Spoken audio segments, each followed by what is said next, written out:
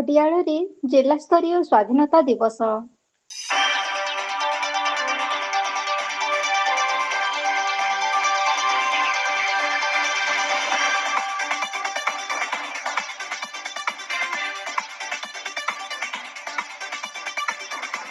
ନୂଆପଡ଼ା ଜିଲ୍ଲା ଖଡିଆଳଠାରେ ଜିଲ୍ଲାସ୍ତରୀୟ 79ତମ ସ୍ୱାଧୀନତା ଦିବସ ମହାସମାରୋହରେ ପାଳିତ ହୋଇଯାଇଛି।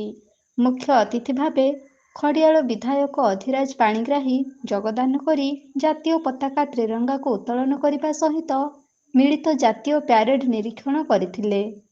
ଏହି ସ୍ୱାଧୀନତା ଦିବସରେ 29ଟି ମିଳିତ ପ୍ୟାରେଡ୍ ଦଳର ଅଭିବାଦନ ଗ୍ରହଣ କରିଥିଲେ।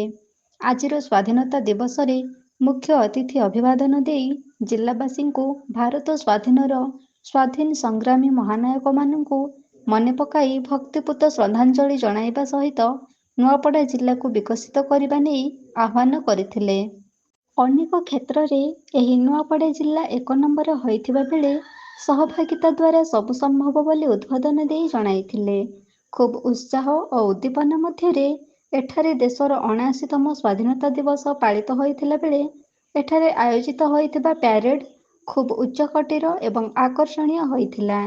ପ୍ୟାରେଡ୍ ସମୟରେ ମୁଖ୍ୟ ଅତିଥି ଏକ ଖୋଲା ଜିପ୍ରେ ପ୍ୟାରେଡ୍ ଦଳଙ୍କୁ ସ୍ୱାଗତ ଏବଂ ଅଭିବାଦନ ଜଣାଇଥିଲେ। ସ୍ୱାଧୀନତା ଦିବସର ଏହି ଆକର୍ଷଣୀୟ ପ୍ୟାରେଡ୍ ଦୃଶ୍ୟ ମୁଖ୍ୟ ଅତିଥିଙ୍କୁ ଖୁବ୍ ଆକର୍ଷିତ କରିଥିଲା।